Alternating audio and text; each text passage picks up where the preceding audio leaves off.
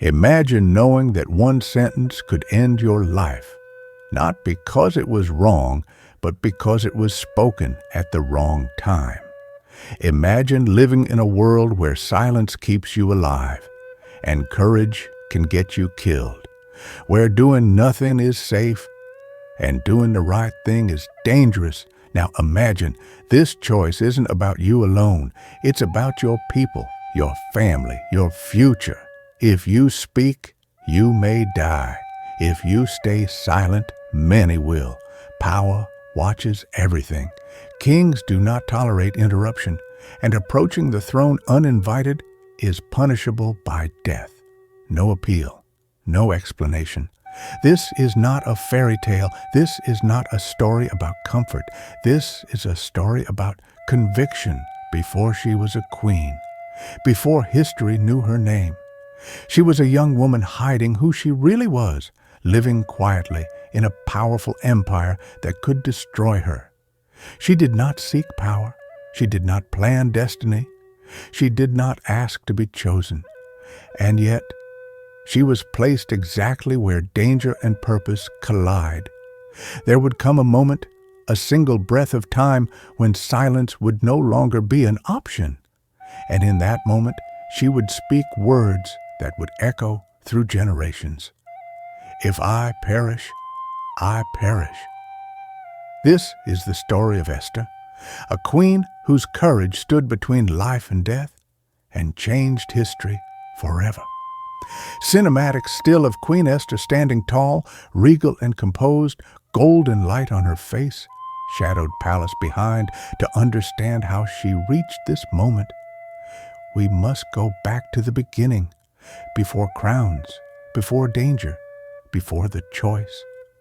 Long before Esther stood near a throne, she learned how to survive quietly. She was born a Jewish girl in exile, far from her homeland, far from power, far from safety. Her parents died when she was young. She was raised by her cousin Mordecai, a man who taught her faith without noise and courage, without display. In a world that punished difference, Esther learned to blend in. At the center of this empire ruled King Ahasuerus, wealthy, powerful, unpredictable. The palace was a place of luxury and danger. One night, pride and excess collided. The king summoned Queen Vashti to display her beauty before his guests. She refused. Her defiance cost her everything. Vashti was removed, and with her removal came an announcement that would change Esther's life forever. A search for a new queen. Young women were taken from across the empire, not invited, not asked, taken. Esther was among them. She entered a world of preparation and scrutiny, months of beauty treatments, endless observation, every movement measured. Mordecai gave her one instruction: do not reveal your people or your faith. It wasn't fear, it was wisdom. Esther listened. She did not draw attention. She did not demand notice. She learned when to speak and when not to. And something unexpected happened. The king noticed her, not because she demanded it, not because she forced her way forward, but because quiet strength has its own gravity. Out of many, she was chosen. The crown was placed on her head. Esther became queen, from orphan to royalty, from hidden to elevated. But power did not mean freedom. She lived surrounded by privilege and watched by danger. Then another man rose to power, Haman, ambitious, proud, ruthless. Mordecai refused to bow to him. It was not arrogance, it was conviction, and Haman noticed. Haman's anger burned hot, but he did not want revenge against one man. He wanted eradication. All the Jews, everywhere. A decree was signed, a date was set, an entire people marked for death. The city was thrown into confusion. Fear spread. Mordecai tore his clothes and cried out. Esther heard whispers, but she was shielded inside the palace, protected and powerless. Mordecai sent her a message. Do not think you will escape because you are in the palace if you remain silent. Deliverance may come from elsewhere, but you and your family will perish. And who knows whether you have come to the kingdom for such a time as this? For the first time, Esther understood. Her position was not comfort. It was responsibility.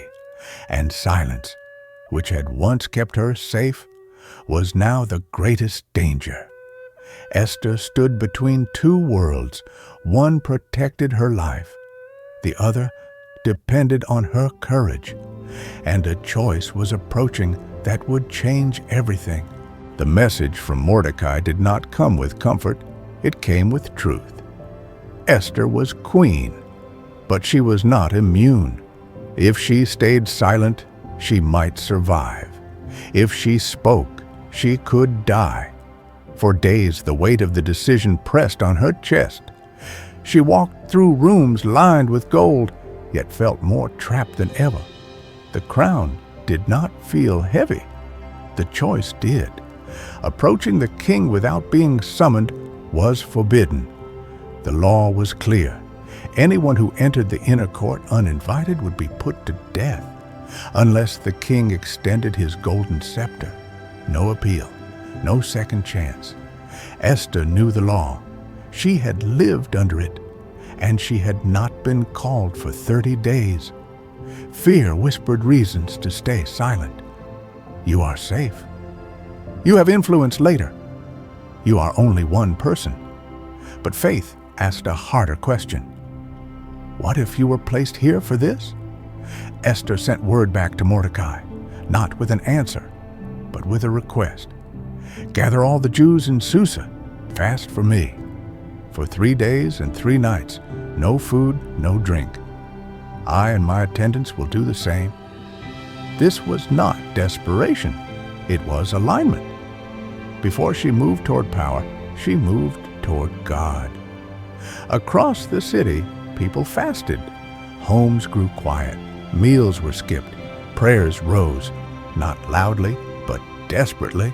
For 3 days, Esther waited. She did not rehearse speeches. She did not plan outcomes. She surrendered control. On the 3rd day, something shifted.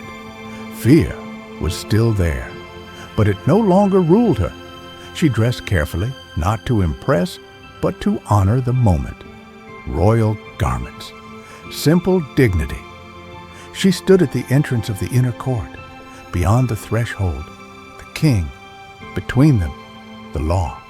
Her heart beat steadily now, not because she was fearless, but because she had decided. She stepped forward. Each step echoed. Guards watched. Officials froze. This was the moment. If I perish, she had said, and now she was prepared to finish the sentence. The king looked up. The room held its breath. Would the scepter be extended, or would this be her last breath? This was no longer about safety. This was about obedience. And Esther had crossed the point of return. She had chosen faith over fear, conviction over comfort. Now history would respond. The room froze. No one spoke. No one moved. Every breath depended on one gesture. The king looked at Esther. She did not plead. She did not rush. She stood, calm, composed, unshaken. Then it happened. The king lifted the golden scepter and extended it toward her. Life returned to the room. Esther stepped forward and touched its tip. She lived. What is it, Queen Esther? The king asked. What is your request? It shall be granted. Power invited her to speak. Esther did not reveal everything at once. Wisdom restrained her words. Instead of accusation, she offered invitation. If it pleases the king, she said, let the king and Haman come today to a banquet I have prepared. Haman smiled. He felt honored, chosen. He did not know he was walking into his own undoing. At the banquet, the king asked again, what is your request? Still, Esther waited. Timing mattered. She invited them again. to a second banquet, and Haman left proud. That night, the king could not sleep. Something unsettled him. He ordered the royal records to be read. There, he discovered a forgotten act of loyalty. Mordecai, the man who had once saved the king's life, had never been honored. The next morning, Haman arrived early, not knowing his fate was already shifting. The king asked him a question. What should be done for the man the king delights to honor? Haman assumed it was him. He described public honor, royal robes, a procession through the city. The king agreed, then delivered the command. Do so for Mordecai. Pride collapsed. Power inverted. The man who plotted death was forced to honor the one he hated. That evening, the second banquet began. This time, Esther spoke. She revealed her identity, her people, and Haman's plot. The king's anger burned. He left the room. Haman fell at Esther's feet, begging for mercy. The king returned. He saw the scene, and judgment followed swiftly. The gallows Haman built for Mordecai became his own.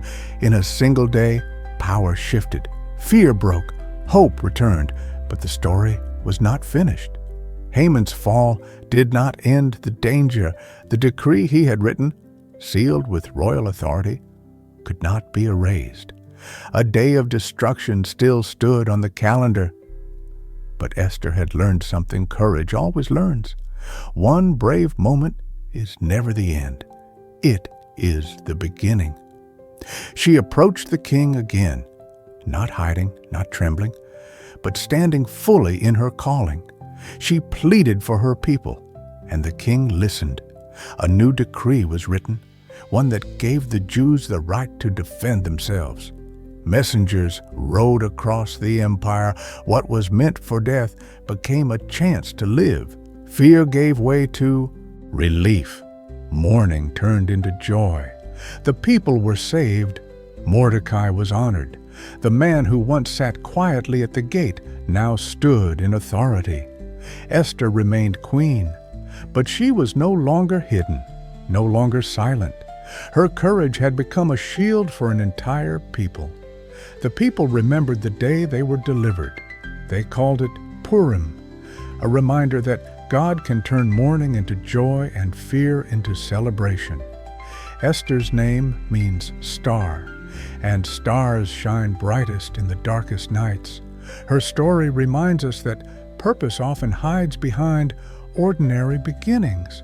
That silence may feel safe, but courage is what changes history. There may come a moment in your life when staying quiet feels easier, when speaking feels costly, when faith demands more than comfort.